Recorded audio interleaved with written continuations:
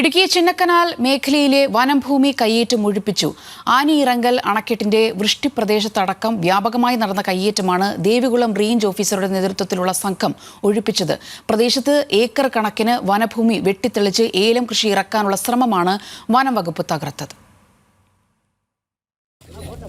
Chinnakanal under reserve വനഭൂമിയിലാണ് കയ്യേറ്റമൊഴിപ്പിക്കൽ നടപടികളുമായി വനം വകുപ്പ് മുന്നോട്ടു പോകുന്നത്.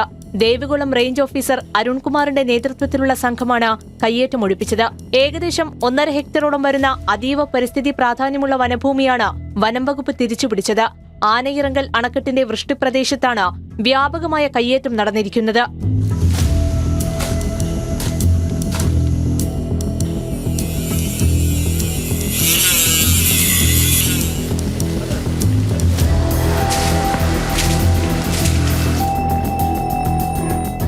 വനഭൂമി കയ്യേറിയവർ കാട് വെട്ടിത്തെളിച്ച് വലിയ തോതിൽ ഏലം കൃഷി ചെയ്യുകയായിരുന്നു. ഇതിനു പുറമെ ഏക്കർ കണക്കിന് സ്ഥലം വെട്ടിത്തെളിച്ച് കൃഷിയിറക്കാനുള്ള ഒരുക്കങ്ങളും കയ്യേറ്റക്കാർ നടത്തിയിരുന്നു. കാട്ടാനകൾ സ്ഥിരമായി തമ്പടിക്കുന്നതും സഞ്ചരിക്കുന്നതുമായ പ്രധാന ഇടനാഴിയിലാണ് കയ്യേറ്റം. എന്നാൽ ആനകൾ കൃഷിയിടത്തിലേക്ക് ഇറങ്ങാതിരിക്കാൻ കയ്യേറ്റക്കാർ വൻമരങ്ങളിൽ ഡ്രില്ലിംഗ് നടത്തി കമ്പിവടങ്ങളും മുള്ളുവേലികളും തീർത്തിരുന്നതായി റേഞ്ച് ഓഫീസർ പറഞ്ഞു.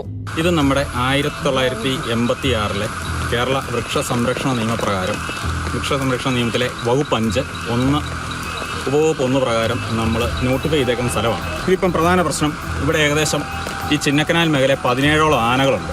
ഈ ചക്കക്കൊമ്പൻ എന്ന് പറയുന്ന ഇവിടുത്തെ ഒരു പ്രോമിനൻ്റ് ആയിട്ടുള്ള എലിഫൻ്റാണ്. അത് മസ്ത് സമയമാണ്. അപ്പോൾ ഇതിനെ ഒന്ന് ഓടിക്കാൻ RRT ടീം ഡെപ്യൂട്ടി റേഞ്ചറിനെ നേരത്തെ നോക്കിയിട്ട് ഇത് പോരുന്നില്ല, ഇങ്ങോട്ട് കയറി പോകുന്നില്ല, കയറി പോയിട്ട് തിരിച്ചു വരിക. അപ്പം നമ്മൾ ഈ പ്ലാന്റേഷൻ കാട് പിടിച്ച് കിടക്കുന്ന ഭാഗം പരിശോധിച്ചപ്പം ഓരോ ഭാഗവും വടം കെട്ടി തിരിച്ചേക്കുക. വടം കെട്ടി തിരിച്ച് കയ്യേറ്റ മാഫിയ വടം കെട്ടി തിരിച്ചേക്കുക. അപ്പം നമ്മുടെ ജീവനക്കാരും വാച്ചർമാരും ഇവരോട് പറയുമ്പോൾ ഇവരെ ഭീഷണിപ്പെടുത്തി ഓടിക്കുക. അപ്പം വടം പരിശോധിച്ച് കഴിഞ്ഞപ്പോൾ ഏകദേശം, അതായത് ഒരു ആന പിടിച്ചാൽ പോയിട്ട് JCB കൊണ്ട് ഇളക്കി മാറ്റിയാൽ പോലും മാറിയില്ലാത്ത രീതിയിൽ ഈ വടം വൃക്ഷങ്ങളിൽ അടിച്ചു കയറ്റി, അതായത് വലിയ 2 ഇഞ്ചോളം വലുപ്പമുള്ള വലിയ വളയം ഉപയോഗിച്ച് അടിച്ചു കയറ്റി ഇവരെ കംപ്ലീറ്റ് തിരിച്ചേക്കുക. അപ്പം ആനയ്ക്ക് ഒരിക്കലും പോകാൻ പറ്റത്തില്ല.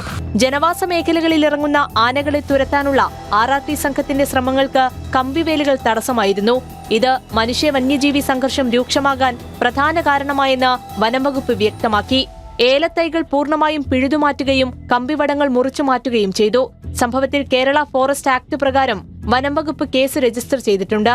കയ്യേറ്റത്തിന് പിന്നിൽ പ്രവർത്തിച്ച പ്രതികളെ കണ്ടെത്താനുള്ള അന്വേഷണം ഊർജിതമാക്കി. ന്യൂസ് മലയാളം, ഇടുക്കി.